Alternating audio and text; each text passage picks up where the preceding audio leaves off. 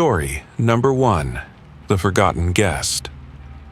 The Hollands had been searching for a place to start over. After the loss of their son, Tyler, in a car accident, they needed a fresh start, somewhere to heal. When they found the old mansion on the outskirts of town, it seemed perfect. Sure, it was run down, its windows broken and roof sagging, but it was theirs, and it had space. Lots of space. It felt like the kind of house that could hold all their memories, all their grief, and give them room to breathe again. As soon as they stepped into the front hall, the smell of must and mold hit them.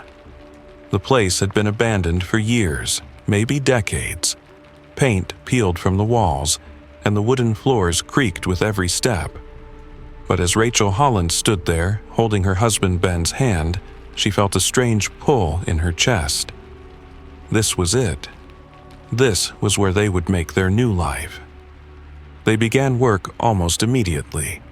Ben was handy with tools, and Rachel wasn't afraid to get her hands dirty. They cleaned out the basement, started painting the upstairs rooms, and fixed the windows. But the deeper they got into the house, the more strange things began to happen. One night, as Ben worked on repairing a broken stairwell, Rachel heard something. A soft, faint whisper. She stood still in the kitchen, listening. It came again, like a breath being drawn in the dark. She chalked it up to the house settling, to the wind. But it came again and again. It sounded like a voice, distant and muffled, calling her name. Rachel. She froze, her breath caught in her throat. The voice had sounded so clear, but there was no one there. Ben was downstairs, and Tyler had been gone for almost 2 years. Over the next few days, the house seemed to grow heavier, as if the air itself was thick with something ancient. The whispers turned into soft knocks, like someone was tapping on the walls. Ben shrugged it off as rats or the house's old plumbing. But Rachel wasn't so sure. There was something about the place. Something wrong. One evening, as she cleaned the attic, she noticed a loose floorboard. Curious, she pried it up and found a small, dusty box.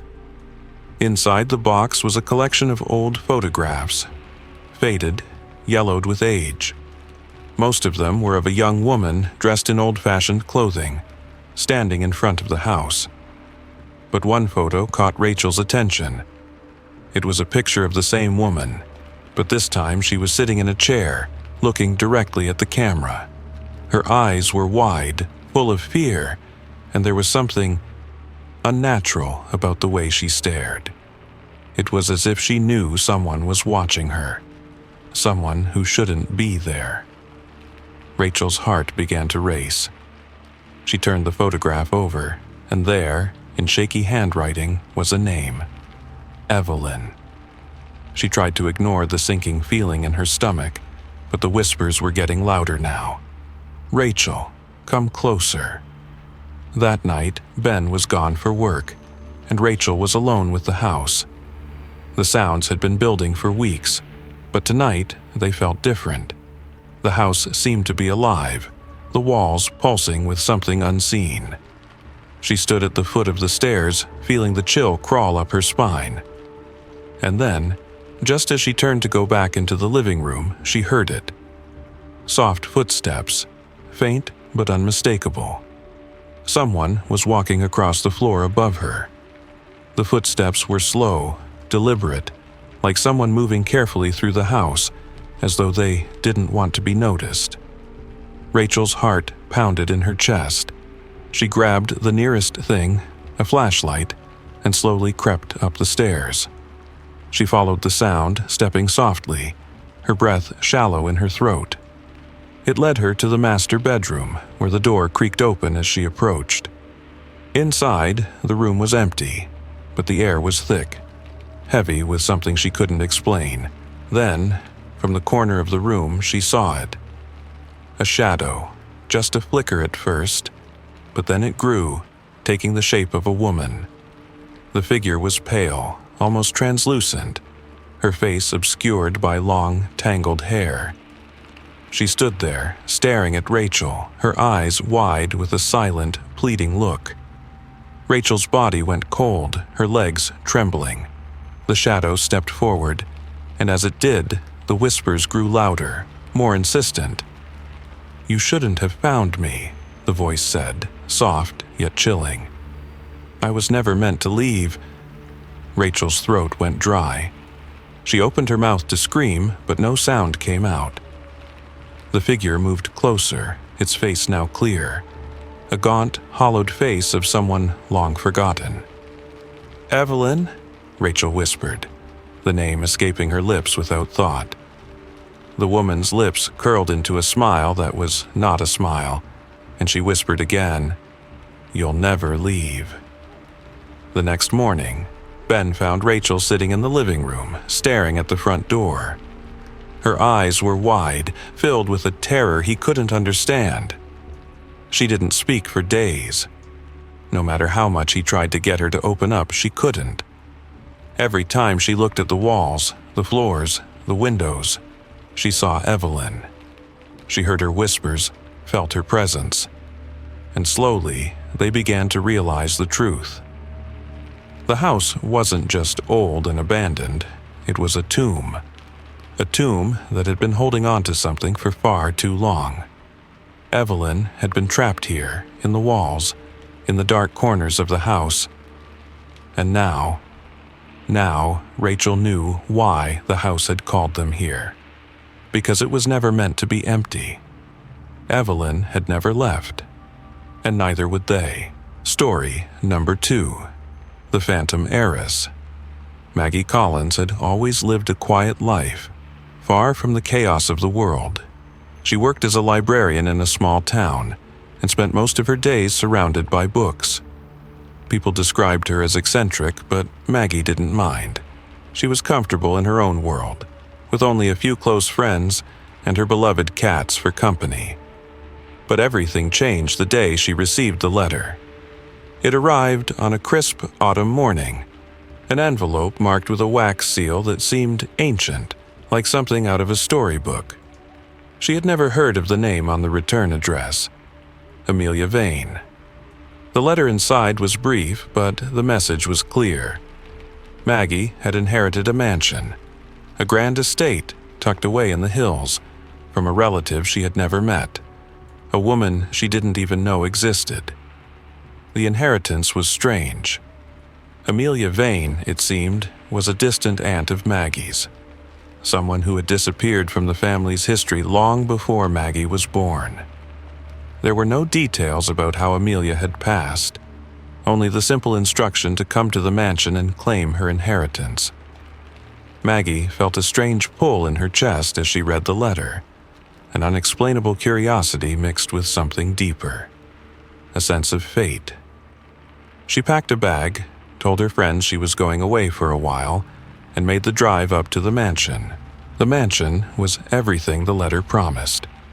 A sprawling Victorian-style house that seemed to rise out of the mist like something from a forgotten era.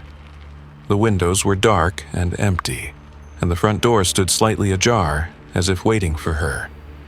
As Maggie stepped across the threshold, the air inside felt thick, heavy, as though the house had been holding its breath for years.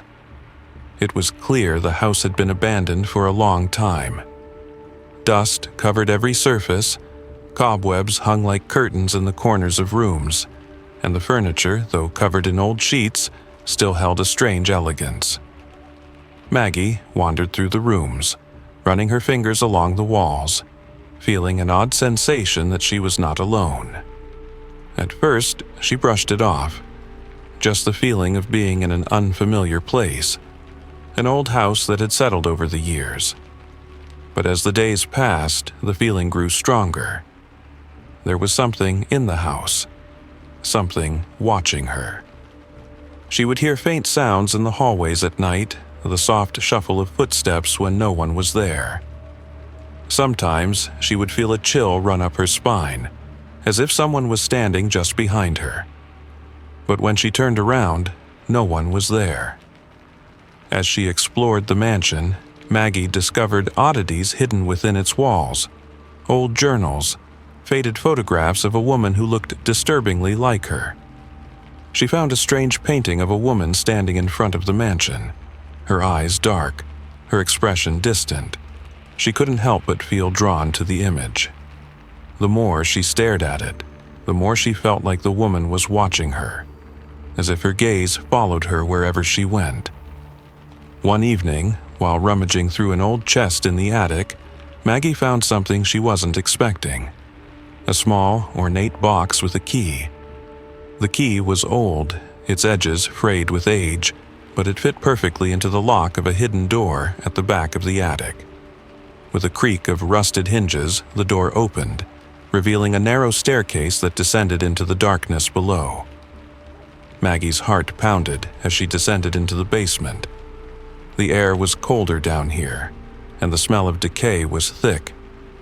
She flicked on a flashlight and scanned the walls, her breath catching as she saw strange symbols etched into the stone.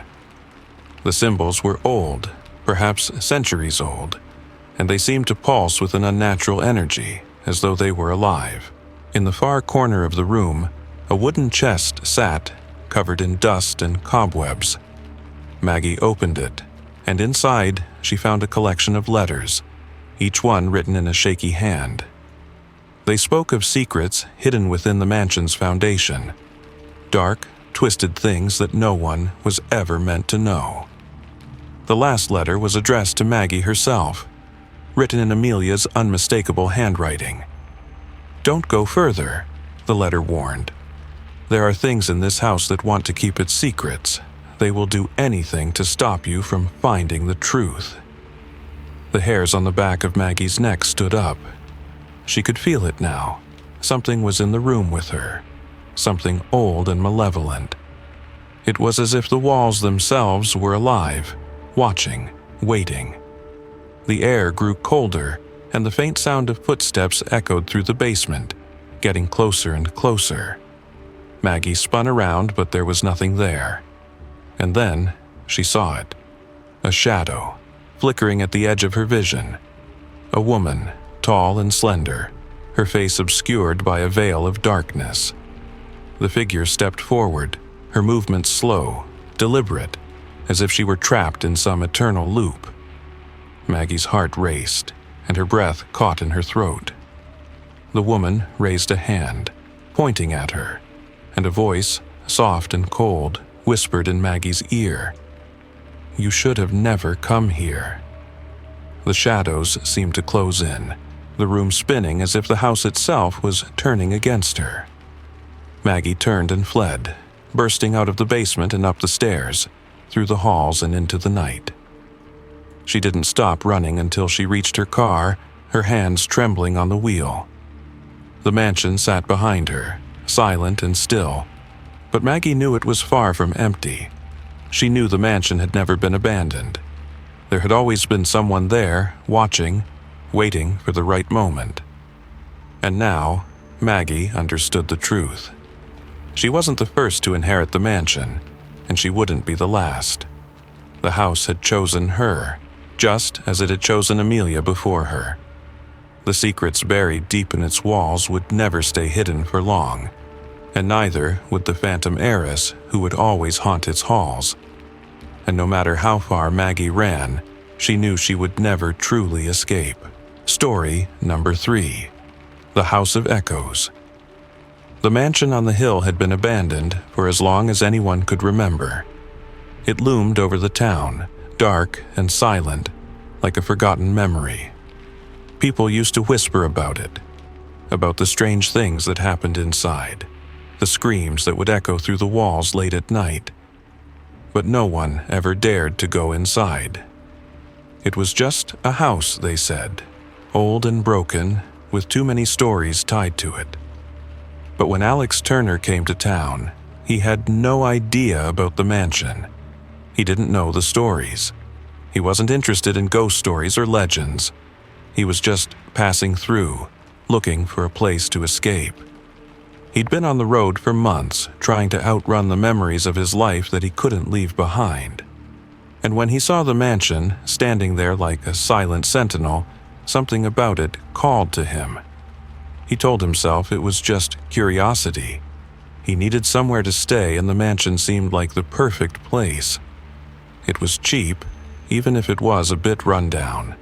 The owner, an elderly woman, had left town years ago, and the place had been up for sale ever since. No one had bought it. Alex didn't care. The price was right. The first night in the house, he didn't hear much. It was dark, cold, and quiet. Just the sound of wind whistling through the cracks in the walls. But when he tried to sleep, that's when he heard it. A voice. Low, barely audible, but there. It was a whisper, a soft murmur, as if someone was trying to speak to him through the walls. At first, he thought it was the wind again, or maybe the old pipes. But the longer he stayed, the more he began to hear the voices. Faint, indistinct, but growing clearer each night. And they weren't just whispers anymore. They were full sentences, fragments of conversations that made no sense. Don't look in the attic. Help me, please. You're not alone. It was unsettling, but Alex shrugged it off. He was tired, worn down by everything that had happened before. Maybe it was just his mind playing tricks on him. He wasn't the type to believe in ghosts after all. But the voices didn't stop. They only grew louder. The house seemed to be alive with them, each room echoing with the cries of the past. It wasn't long before Alex began to feel something different. The house was changing him. He didn't know how or why, but something inside him was shifting.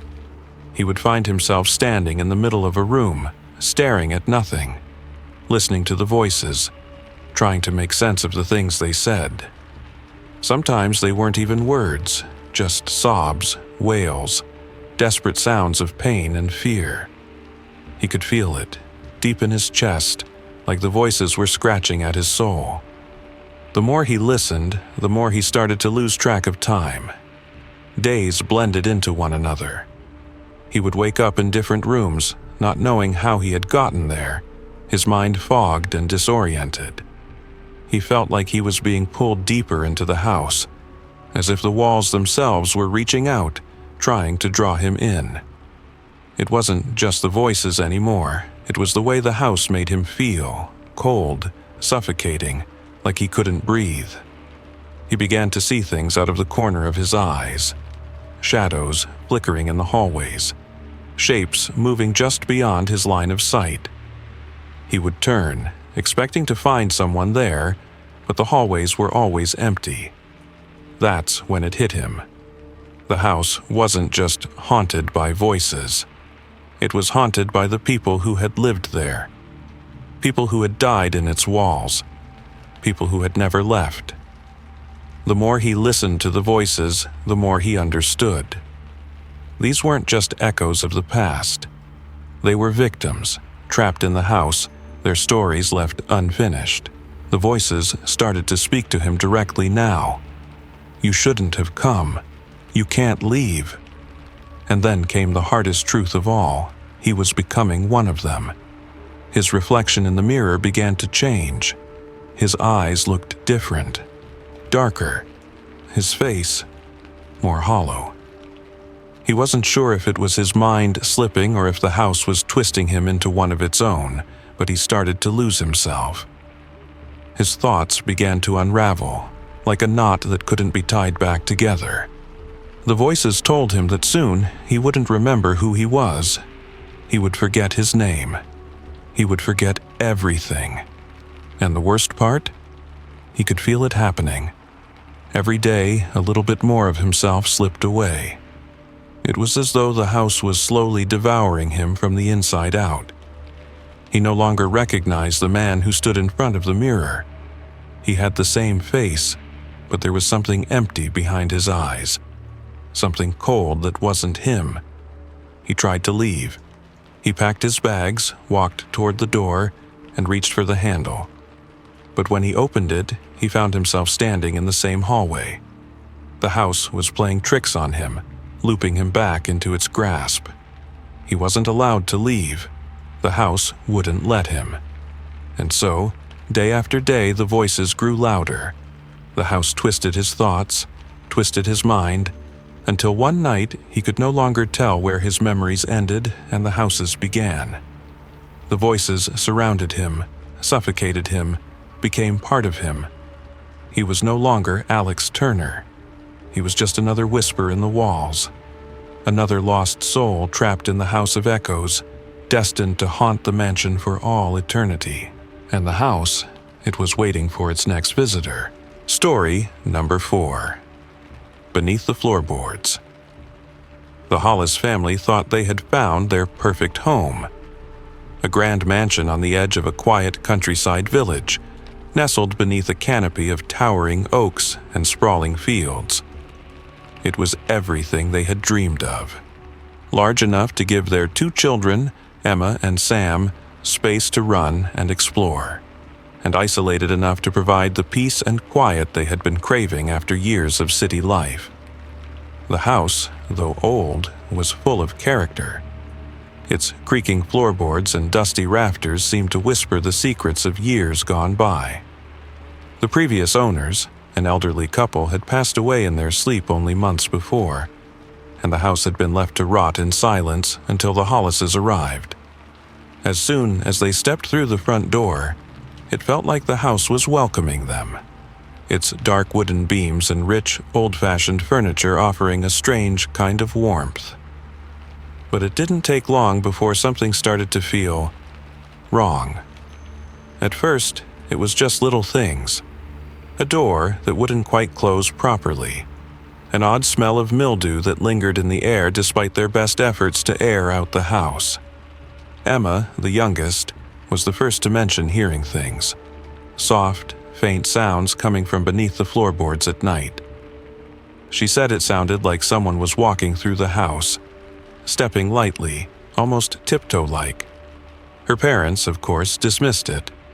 Old houses creak and groan, they told her. It was just the house settling. But as days turned into weeks, the sounds grew louder, more distinct. At first, it was just light taps, almost like fingernails drumming on the wooden floors. Then, it progressed to shuffling noises, like someone moving around beneath them, just out of sight. Sometimes it sounded like dragging, slow and deliberate, as if something heavy was being pulled across the floor. Sam, the older child, was skeptical at first, but even he couldn't ignore the noises that seemed to come from the very heart of the house. They were most noticeable at night, when everything else was still. The family would lie awake in their beds, straining to hear over the creaks of the house, trying to figure out where the sounds were coming from. One evening, after the children had gone to bed, Sarah Hollis couldn't take it any longer. She had heard it again. A dragging sound, this time louder and closer, almost as if whatever it was beneath the floor of the living room. Her husband, George, had long since fallen asleep, and the silence in the house felt suffocating. She decided to investigate. Armed with a flashlight and a sense of unease, she knelt beside the nearest wall, pressing her ear to the floor. For a moment, she thought she imagined it. But then, there it was again. A soft scraping sound, like nails dragging against wood. She stood up quickly, her heart racing. It wasn't just a creak in the floor, there was something beneath it. She looked around the room, her eyes scanning the furniture, the walls, the worn carpet. There was nothing unusual, but the noise was persistent. Sarah couldn't ignore it anymore. She woke George, and together they tried to figure out where the sound was coming from. They pulled up the rug in the living room, revealing the worn wooden floorboards beneath. That's when they found it. A small crack in the floor, barely visible but large enough to allow something to slip through. It was almost as if the floor itself was hiding something. "Maybe it's an animal," George suggested, though his voice lacked the usual conviction. But Sarah wasn't so sure. Something in her gut told her that whatever was underneath was not natural. They decided to investigate further. After pulling up the floorboards, they uncovered a small trapdoor hidden beneath the floor. The hinges were old, rusted, and barely functional. Sarah's hands trembled as she grasped the edge of the door and pried it open. A foul smell hit her immediately, like rotten meat and stale air. Beneath the floor was a narrow, dark space, just big enough for a person to crawl into. But what they found next was beyond anything they could have imagined. The trapdoor led into a hidden room, its walls lined with old, yellowed newspapers and scraps of tattered cloth. It was cold and damp, and the floor was covered in old, decaying boxes and broken furniture. At first, they thought it was just a forgotten storage space, a place where the previous owners had stashed their old belongings. But then, as George swept the flashlight across the room, something caught his eye. Something that made his blood run cold. On the far side of the room, hidden behind an old wardrobe, was a wall of rough-hewn stone. And etched into the stone were names. Dozens of names, carved deep into the rock. Some were legible, others were barely discernible, but one name stood out above the rest. Sarah's breath caught in her throat when she saw it. It was her own name, carved into the stone. She stumbled backward, her mind racing, trying to understand how it could be there. She'd never been in this room, never even known it existed. Yet, there it was. And then, they heard it again. The same dragging sound, louder now, coming from the shadows in the back of the room. They turned slowly, the flashlight flickering in Sarah's hand. And that's when they saw it. A figure hunched over, crawling toward them. It was a person, or what used to be a person, its body twisted and deformed, its skin pale and stretched too tight over its bones. The figure dragged itself forward, its mouth opening in a soundless scream. Its eyes, cold, empty, stared straight at them. And in that moment, Sarah realized what they had found. Not a hidden room, but a tomb. A tomb built for the mansion's original owner. A man who had vanished years ago, leaving behind only whispers of his dark past. The family fled the house that night, leaving behind the mansion and its horrific secret. They never spoke of what they found beneath the floorboards, but Sarah knew one thing for certain. Whatever was in that room, whatever had been hidden away for so long, was never meant to be disturbed. And as they drove away, she couldn't shake the feeling that the mansion was watching them, waiting for the next family to move in. Because the house, it always got what it wanted. Story number 5. The Window That Sees You. Elliot Rogers had always been drawn to old houses. There was something about the quiet solitude, the history lingering in the walls, the promise of untold stories. So when he stumbled upon the mansion on the edge of town, he knew it was meant to be his. It wasn't a decision he made quickly, but once he stepped through the heavy front doors and felt the cold, ancient air fill his lungs, it felt like fate. The mansion had been vacant for decades, and while the townspeople spoke of its past in hushed tones, Elliot was undeterred. It was large, sprawling, with dark wood floors that creaked underfoot, and a grand staircase that twisted upwards into shadows. The windows were enormous, letting in slivers of light, but one window stood out, an old, arched window in the farthest corner of the house. It was different from the others. Something about it felt alive. The glass was murky, thick with grime, and the frame was worn, almost as if it had been untouched for years. But Elliot didn't think much of it. After all, it was just another window, and he had bigger plans for the house. The first night he spent there, alone, the house seemed to groan as if it was waking from a long slumber. He went to bed early, but sleep didn't come easily. The wind howled outside, rattling the windows, but the noise only seemed to make the house feel more alive. The walls whispered in strange, almost unintelligible voices, and sometimes he could hear the soft shuffle of footsteps down the hall. but it was the window that caught his attention. He couldn't see it directly from his bed, but he could feel it. Something pulling at him like it was waiting. Around midnight, Elliot's curiosity got the better of him. He got out of bed, shivering slightly in the chill of the room, and walked down the hall toward the window. The house was silent now, save for the distant groan of the old timbers settling. He stood before the window, staring at its murky glass, trying to make sense of it. The window seemed to draw him in, and as his breath fogged up the glass, he noticed something strange. Faint images were beginning to form on the other side. At first, it was nothing but swirling shapes, shadows that didn't seem to belong. But then, the shapes grew clearer. A figure, a woman, dressed in clothes from a time long past, stood in the center of the window. Her face was pale, almost lifeless, her eyes wide and staring into the distance, her mouth slightly open as if caught in a scream. The vision faded quickly, replaced by another. This time, a man, his face obscured by the shadows, but the feeling of anguish radiating from him was undeniable. Elliot stepped back, his heart hammering in his chest. He blinked, wiped his eyes, but when he looked again, the window was empty. There was nothing but the dull reflection of the room behind him. He shook his head.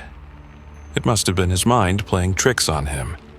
He'd been working non-stop for weeks, fixing up the house, and perhaps his exhaustion was finally catching up with him. But the next night, the visions came again. This time, it was clearer. The figures were more distinct, their expressions frozen in time, as if they were trapped in the glass, their lives playing out in an endless loop. A little girl, her face twisted in terror, reaching out with her hand as if begging for someone to help her. An older man, sitting by a fireplace, his eyes staring blankly ahead, lost in thought or perhaps madness. The woman appeared again, but this time she was closer, standing right in front of the glass, her face pressed against it, her eyes locked on Elliot with a desperate intensity. He could feel their eyes on him, as if they were reaching out to him, trying to communicate something. He pressed his hands against the glass, feeling a strange heat radiate from it, and for a brief moment he thought he could hear faint voices. Voices that begged for release, voices that whispered his name. "Elliot," they said, soft but urgent. "Elliot, you are next." He stumbled back, his breath coming in sharp gasps. The window was no longer just a window, it was a portal, a window into something else, a time, a moment, a tragedy, all frozen within the glass. And as the figures began to repeat their movements over and over, their desperate cries growing louder in his mind, Elliot knew something was terribly wrong. These people, they weren't just trapped in the glass. They were waiting for something. And that something was him. The next few days were a blur of confusion and terror. The visions in the window became more frequent, more real. The people in the glass began to look less like ghosts and more like they were alive, somehow trapped in a moment of time they couldn't escape. Elliot couldn't tear himself away from the window, watching, listening, waiting. The cries grew louder. The faces in the glass grew more desperate. One night, as he stood before the window, the glass began to fog up again. Slowly, the figures appeared, but this time, something was different. They weren't just in the window anymore. They were all around him, their eyes locked onto him, their mouths open in silent screams. He could feel them. He could feel their breath on his neck, their cold hands brushing against his skin. And then, through the fogged glass, he saw her again. The woman. She was no longer pressing against the window, but standing just behind it, her hand reaching through the glass, as if trying to pull him inside. "Elliot," she whispered, her voice now clear, her lips moving in time with her words. "You have to come. You are the last. You are the one who will join us." The glass began to crack, slowly at first, then faster, as if the very window itself was breaking apart, allowing them to escape.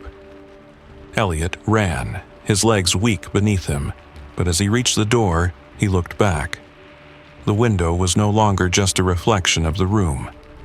It was wide open now, the space beyond it dark and empty, beckoning him with the same cold, endless pull. He turned and ran, but in his mind he could still hear them, the voices, calling to him, pulling at him from the other side. And he knew, deep down, that he was already a part of the window. He always had been. Story number 6, The Sinister Attic. The mansion on the hill had always been a source of gossip in town. Kids would dare each other to get close, but no one had ever ventured inside. It had stood empty for as long as anyone could remember, its windows dark, its doors sealed shut by time and neglect. The townspeople whispered about it. How strange noises could sometimes be heard late at night. How shadows seemed to move behind the dusty windows, and how anyone who had ever lived there had mysteriously disappeared. But to Jake, Lily, Sam, and Clara, all those rumors just made it that much more enticing. The 4 friends had grown up together in the small town of Ashford. They'd spent summers swimming in the creek, winters sledding down the hills, and countless nights telling stories around a campfire. But as they grew older, things started to change. Their lives became filled with school, jobs, and responsibilities. Their bonds started to weaken, but they promised each other they would always make time for one last adventure. This was supposed to be that adventure. "Come on," Jake said, his voice full of excitement as they stood at the foot of the mansion's large stone steps, looking up at the eerie structure looming over them. "This is the kind of thing we'll be talking about for the rest of our lives." Lily rolled her eyes. "Yeah, and if we survive, we'll probably need a therapist." But she was already grinning, as were the others. The thought of an abandoned mansion, filled with decades of secrets, was too much to resist. The front door was rotted, barely hanging on its hinges, but when they pushed it open, a foul, stale smell hit them, like mold, old wood, and something far worse. The air inside felt cold despite the warm night outside. The house was dark, save for the faint moonlight filtering through the cracked windows. Their flashlights cast long shadows across the walls as they ventured in, their footsteps echoing on the wooden floors. Every creak of the floorboards seemed to make the house groan in protest, like it was alive, warning them to leave. But they didn't listen. They explored room after room, their laughter and banter ringing through the empty halls, but none of them were prepared for what lay above. When they reached the attic door, something about it felt off. It was sealed shut with old rusted nails hammered through the wood. But there was something more. There was a faint thrum coming from behind the door, as if someone was waiting for them. "Okay, this is weird," Sam said, his voice a little shaky. "What do you think is behind this door?" "Nothing good," Clara muttered, eyeing the door like it was a trap. "We shouldn't mess with it." But Jake, always the bold one, grinned. "That's the point. We're here to get the full experience, right?" They spent the next few minutes looking for tools to pry open the door. It didn't take long before they managed to yank it open, the old wood groaning and splintering with each push. When the door finally gave way, they stepped back, blinking into the dark void above them. The attic was even more cramped than they imagined, with beams running across the ceiling and cobwebs hanging like drapes. But in the corner, covered in dust, there was something strange. A pedestal, and on it, a small chest. Clara hesitated, but Jake was already moving toward it. He could feel the hairs on the back of his neck stand up as his hand closed around the chest. It was old, like something that had been left untouched for centuries. The moment he lifted it from the pedestal, the room seemed to shift. The air grew colder, and the oppressive silence in the house thickened. "Jake, maybe we should put that back," Lily said, her voice tight with unease. "It doesn't feel right." But Jake was already unlocking the chest. Inside was a small, intricately carved artifact, no bigger than his palm. It was made of some dark, ancient wood, and it radiated an unsettling energy, like it was alive in some way. There were strange symbols etched into its surface, symbols that didn't belong to any language they knew. "What is it?" Sam asked, peering over Jake's shoulder. "I don't know," Jake replied, his voice low. "But it's definitely not just a decoration." As soon as his fingers brushed the surface, a deep, low rumble filled the air. The lights in the mansion flickered, and the air turned ice cold. The sound of whispers, faint at first, began to fill the attic, voices from the past, echoing in the walls. They couldn't make out the words, but the tone was clear. A warning. Before anyone could react, the floor beneath their feet trembled. The walls seemed to groan and shift, and the shadows in the corners of the room twisted and writhed. Then, as if from nowhere, the attic filled with the sound of scraping, like something, or someone, was moving in the darkness. "Put it back," Clara screamed, panic setting in. "Put it back now!" But it was too late. As Jake tried to return the artifact to the chest, the room seemed to close in on them. The whispers grew louder, turning into screams, and the shadows coalesced into shapes. Figures, once human, but now twisted and wrong. They were trapped in the attic, their faces contorted in agony, reaching for the friends who had disturbed their resting place. The artifact, it seemed, was more than just a relic. It was a key that had opened a door to the past, allowing the souls of the mansion's former residents to break free. "Run!" Sam shouted, but the shadows were already moving toward them, filling the room with cold, suffocating darkness. They scrambled for the stairs, but the figures reached out, their hands grabbing at them, pulling them into the abyss. The mansion groaned as if it were alive, its walls closing in, its foundation shaking with every tortured scream. And as the last of the friends tried to flee, they heard it. A soft whisper, just before the darkness consumed them. "You shouldn't have come." The mansion on the hill still stands to this day, abandoned and empty. But if you listen closely, on a quiet night, you might hear faint whispers on the wind. The souls of those who once lived there, still trapped, still waiting for the next victim to disturb the artifact that will bring them back.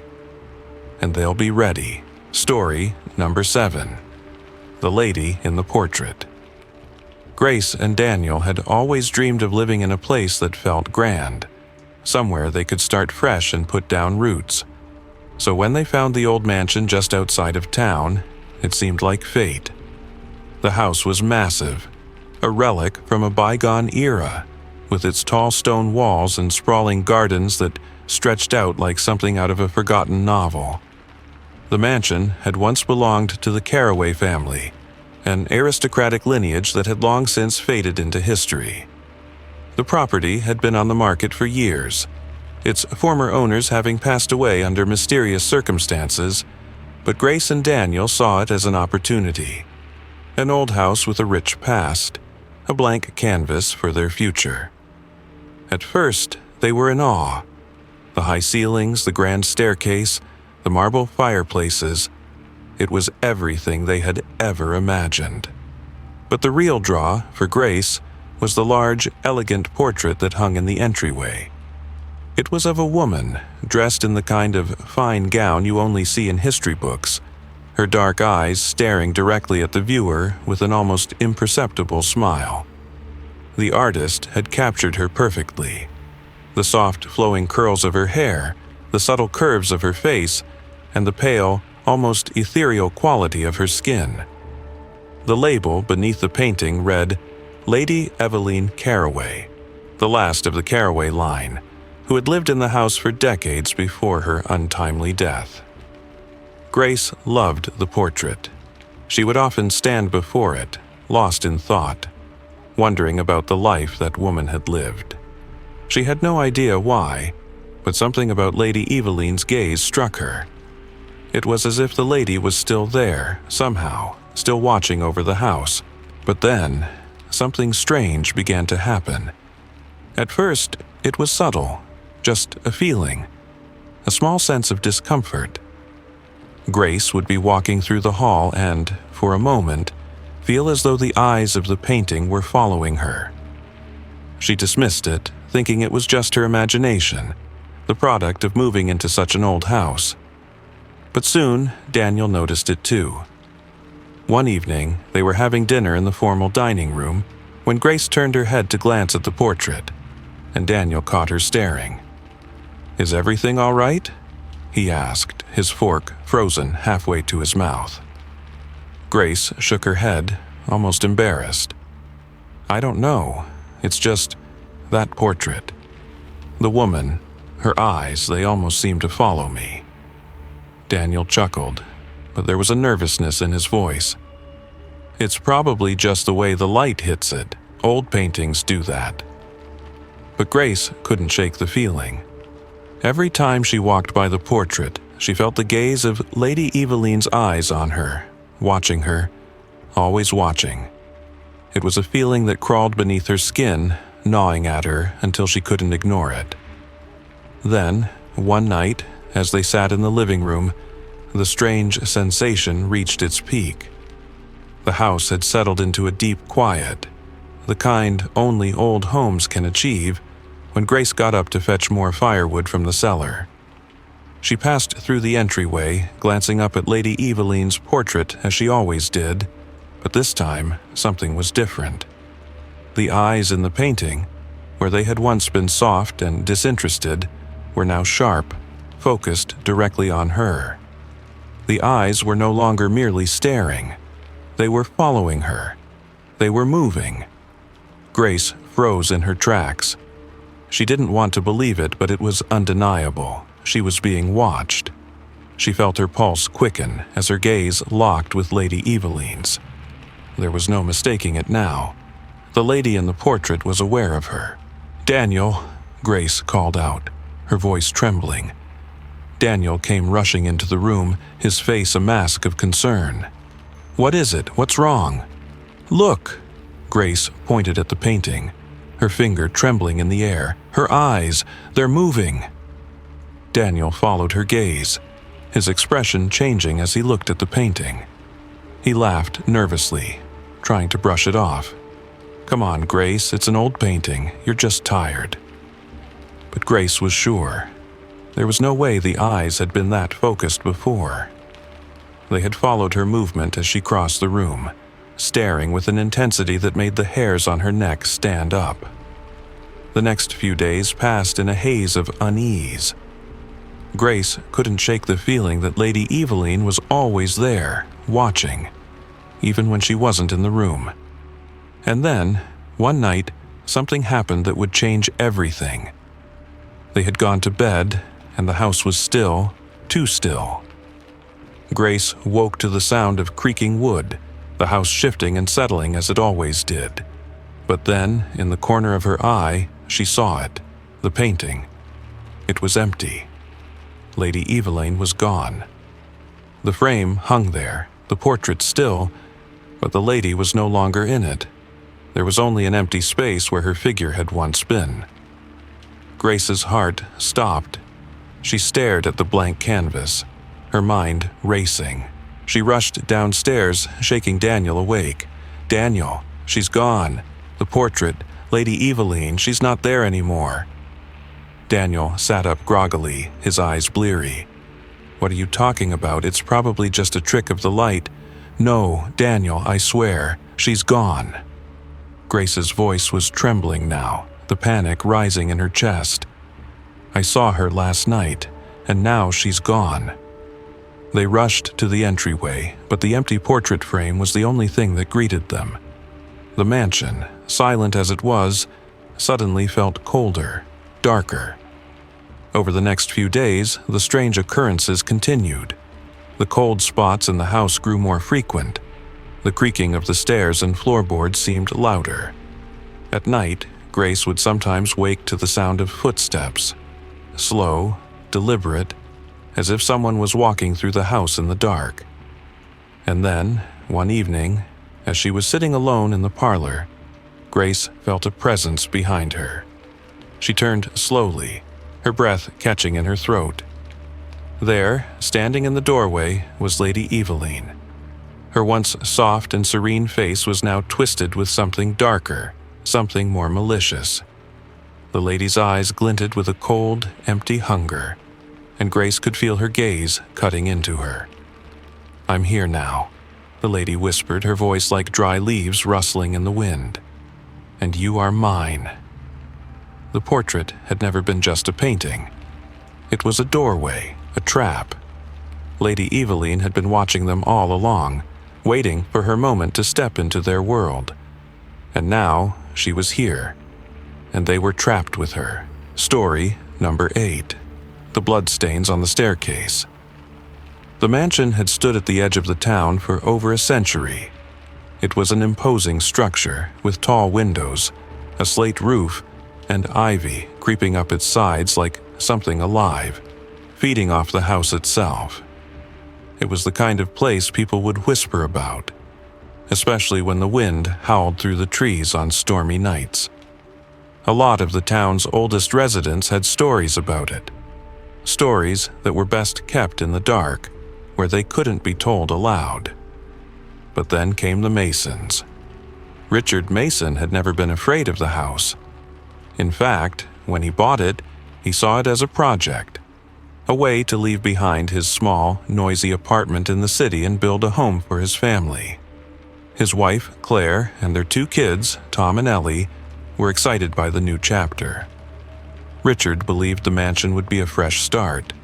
The day they moved in, everything felt right. The house was enormous, certainly more than they needed, but there was something appealing about the high ceilings and the sprawling rooms, like it was designed to hold memories. They explored every corner, from the wide, dusty hallways to the grand parlor and the quiet kitchen that still held remnants of a past life. But it was the staircase that caught Richard's attention. It wasn't particularly remarkable at first glance, just a wide, sweeping staircase that led up to the second floor. But there was something about it, something unsettling in the way it seemed to dominate the room. The wood was polished to a shine, and the banister gleamed in the sunlight. Yet, for all its beauty, it felt wrong, like it was too perfect. Or maybe it was the large, oval-shaped stain near the base of the stairs. Richard had assumed it was just a discoloration, perhaps old water stains, or years of wear. But when Claire saw it, her face went pale. "That stain," she said, "it looks like blood." Richard laughed it off. He wasn't the superstitious type. "Just an old stain," he said, "probably from when the place was last cleaned." But even as he spoke the words, he felt uneasy. There was something about the stain that made him pause. Days went by, and the Masons settled into their new life. But the stain didn't disappear. Instead, it seemed to deepen, growing darker and more vivid every day. Richard decided it was time to clean it. He brought in professional cleaners, scrubbing the stairs with harsh chemicals and detergents, but no matter how hard they tried, the stain wouldn't budge. It remained there, as dark as ever, almost as if it were part of the wood itself. One night, as Richard was heading up the stairs to bed, he glanced at the stain and froze. It wasn't just the stain anymore. There were faint smudges of red around it, fresh, as if someone had dragged their hand through the blood, leaving a trail. He stepped closer to inspect it, and that's when he saw it. The image was unmistakable. A figure, pale and shrouded, stood at the top of the staircase, frozen in time, as if captured in some nightmarish photograph. The bloodstain had begun to take shape, as if telling a story. The figure was holding something in its arms, something small, something that seemed to be struggling. The more Richard stared, the more he felt his heart racing, pounding in his chest. He shook his head, trying to clear the vision. "It's just the light," he muttered. But deep down, he knew he was lying to himself. The next morning, Claire noticed it too. She was in the kitchen when she called out to him. "Richard," she said, her voice shaky, "look at the stairs." When he walked into the entryway, his breath caught in his throat. The bloodstain was back, stronger, clearer, as if it had spread overnight. But there was something else. The shape in the blood had shifted, becoming more defined. It was unmistakably the figure of a woman, pale, her hands clasped around the neck of a child. Claire recoiled. "Richard, this is wrong. It's getting worse." Richard was beginning to agree with her. Something was terribly wrong in the house, and the more they tried to scrub the stain, the more it grew, almost as if it were alive, feeding on the attention they gave it. The Masons decided to dig into the history of the house, hoping to understand what was happening. They found old newspaper clippings in the local archives. It was an account of a gruesome murder, a family tragedy that had occurred nearly 60 years ago. The house had once belonged to a wealthy family, the Greeleys, and it was the Greeleys' daughter, Madeline, who had been found at the foot of the staircase, her throat slashed. The child in her arms had been her own, and the blood had pooled at the base of the stairs, staining the wood permanently. The case had never been solved. Some claimed it was a suicide, a tragedy of a mother driven mad. Others whispered that it had been a murder, one so brutal the house could never forget. And from that day forward, the stain had remained, no matter how many owners came and went. No matter how many times the stairs were cleaned, the blood always returned. Richard and Claire were horrified by what they discovered. But it wasn't just the history that troubled them. It was the way the bloodstain seemed to pulse, to grow, to respond to them. The moment they realized it, the house shifted. It felt as though something was watching them from the stairs, following them, waiting. The air grew thick with a feeling of dread. One night, Richard woke to a sound, the softest whisper, coming from the bottom of the stairs. It was faint, like a sigh, but unmistakable. He slowly got out of bed and made his way downstairs, his heart pounding in his chest. As he approached the staircase, he saw it again, the figure. It was clearer now, standing just at the edge of the bloodstain, its eyes empty and lifeless. Before he could turn and run, the whisper came again. "You are next." He bolted out of the house, into the cold night air, never looking back. Claire and the kids followed him soon after. They left everything behind: furniture, clothes, memories, and never returned. The house still stands, and to this day the bloodstains remain, stubborn and persistent. No matter how many times the stairs are cleaned, no matter how many years pass, the blood always returns, creeping across the wood, pulling in anyone who dares to call the mansion home. And the story of Madeline Greeley and her child, of the horror that unfolded on the stairs, remains, trapped in time, waiting for its next victim. The mansion is cursed, and it always will be. Story number 9. The Cursed Bell Tower. The mansion on the hill had always been the stuff of local legend. It was a massive, imposing structure, surrounded by overgrown trees and a wrought iron fence that creaked in the wind. The locals called it the Grayson Mansion, after the family who had once lived there. The Graysons were known for their wealth and power, but after a series of violent deaths that shocked the small town, the mansion was abandoned, left to rot in silence. No one dared to go near it, and it sat vacant for years. its windows dark and lifeless. But then came David Cartwright. David was a man of mystery himself. He wasn't from around here. He had arrived in the town on a foggy morning, his old car sputtering up the narrow, winding road that led to the mansion. He had no family in the area, no ties to the past, but he was drawn to the mansion, compelled to buy it and restore it to its former glory. He wasn't afraid of the rumors. He saw only the beauty in the old stone walls, the grand staircase, the tall windows that could bring in so much light. And of course, there was the bell tower. The bell tower had always fascinated David. Even from a distance, it loomed over the mansion like an ancient sentinel, watching the land below. The bell, hanging in the tower, was large, its iron surface covered in rust. No one had heard it ring in years, but David had heard the stories. The old people in the town said the bell tolled at odd hours, in the middle of the night or at the crack of dawn. But no one had ever been there to pull the rope. David dismissed it at first. He was a practical man. He assumed the stories were just that. Stories. Local legends passed down through the years to scare the children. But there was something about the bell, something that nagged at him in the quiet hours of the night when he would sit in the study, poring over plans for the mansion's restoration. Every now and then, he would hear a faint sound, like a low, distant ringing, coming from the direction of the tower. The first time it happened, David chalked it up to his imagination. The wind, the house settling, anything but what the locals said. But as the days went on, the ringing became more frequent, more insistent. It didn't follow any pattern.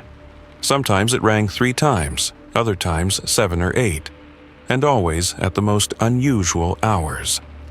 Midnight, 3 a.m., 5 a.m. The sound echoed through the house, shaking the walls, reverberating deep in David's chest. David tried to ignore it at first, but as the bell continued to toll, something inside him began to change. The rest of the house felt colder, darker. The rooms he had once been excited to restore now felt oppressive, as if they were holding on to something ancient and malevolent. The more he spent time in the house, the more he began to feel like he wasn't alone. One night, as the bell rang again, David could no longer stand it. He had to know what was happening. He had to uncover the truth behind the tolling bell. So, despite his growing unease, he climbed the narrow staircase that led to the bell tower. The stairs creaked under his weight as he made his way up, the air growing colder with each step. When he reached the top, he pushed open the door to the tower. The room was empty. The bell hung in the center, its rope dangling loosely from the ceiling, swaying gently in the breeze that came through the cracked windows. The room was dark, save for the faint light from the moon that filtered through the dust-covered glass. No one had touched the rope, no one had pulled it, and yet the bell had tolled. David's heart raced as he stepped closer to the bell, his mind reeling. He had heard the stories about the Grayson family. They were a wealthy family, but they were also cursed. One by one, each member of the family had met a violent end: poisoning, stabbing, hanging, and worse. The house had been abandoned after the last death, and the townspeople had kept their distance ever since. Some said the bell tower had been the site of the family's final moments, their screams echoing as the bell tolled to mark their passing. David reached out a hand, his fingers trembling as he touched the cold, rusted surface of the bell. As soon as his skin made contact, a chill ran through his body. The bell rang again, its deep, booming sound shaking the tower. David stumbled back, his heart hammering in his chest. The bell was ringing on its own, but the force of it seemed to come from within him. The air in the tower grew thick, and the temperature dropped so suddenly that David's breath turned to mist. The shadows in the corners of the room seemed to twist and move, like they were alive. He could feel something behind him, a presence, cold and malevolent, watching him from the darkness. "Who's there?" the bell David whispered, again, his voice trembling, louder now, shaking the walls around him. The air was suffocating, and for a moment David thought he heard voices, soft, faint whispers, coming from the shadows. They were speaking in a language he couldn't understand, but the tone was unmistakable. It was a warning, a plea. David turned, his eyes wide with fear, but the room was empty. The bell had fallen silent. He didn't wait to see if it would ring again. He ran down the stairs, his footsteps echoing through the house, his mind reeling with the images of what he had seen in the tower. When he reached the ground floor, he stopped, his chest heaving, trying to catch his breath. It was then that he realized the truth. The bell was cursed. The Grayson family's violent deaths were not just the result of human hands. They were the result of something far darker, something that had been awakened by the bell. And now it was coming for him. As the bell tolled again, David could hear the whispers, clearer now, rising up through the walls. He knew it was only a matter of time before they would come for him, before the curse of the Grayson mansion would claim him as its next victim. And as the bell rang one last time, David realized he had made a terrible mistake. The bell tower would never let him leave. Story number 10. The Dying Light. The mansion sat at the edge of a rocky cliff, overlooking the turbulent sea. Waves crashed against the rocks below, sending sprays of foam high into the air, while the wind howled through the gaps in the old windows. It was a sight to behold, both beautiful and terrifying in its isolation. For the Miller family, it seemed like the perfect place to start fresh. Nathan and Emily Miller had spent years looking for a house, something that could escape the chaos of the city and provide peace for them and their 2 children, Lily and Ben. When they found the mansion, they were enchanted. It was large, maybe too large, but it had an old-world charm about it. Wooden floors that creaked with each step, fireplaces in every room, and an expansive view of the sea that made it feel like they were the only people in the world. Oh, the family moved in during the fall, just as the chill of winter began creeping in. At first, everything was perfect. They unpacked, explored the many rooms, and settled in. The children loved it, running through the vast halls and playing in the overgrown garden that stretched down to the cliffs. The mansion was alive, brimming with potential and possibilities. But it wasn't long before the lights started acting strange. At first, it was just 1 or 2 bulbs that flickered, their light wavering for a second before they went out completely. Nathan replaced the faulty bulbs, thinking it was just the wiring, old as the house was. But then it started happening more often. It wasn't just 1 or 2 lights anymore. It was whole rooms that would go dark, only for the lights to flicker back on hours later, sometimes days. The whole house seemed to be alive with a strange, pulsing rhythm. Flicker, dark, flicker, dark. "Maybe we need to get an electrician in here," Emily suggested one evening, staring up at the chandelier in the dining room as it dimmed once again. Nathan nodded, but there was a growing sense of unease in his stomach. It wasn't just the flickering. It was the way the lights seemed to respond to the house. Sometimes they flickered when they weren't near them. The lamps, the sconces, even the lights along the long hallway, each would dim, pulse, and die out. And each time it happened, the feeling grew stronger that the house wasn't just malfunctioning.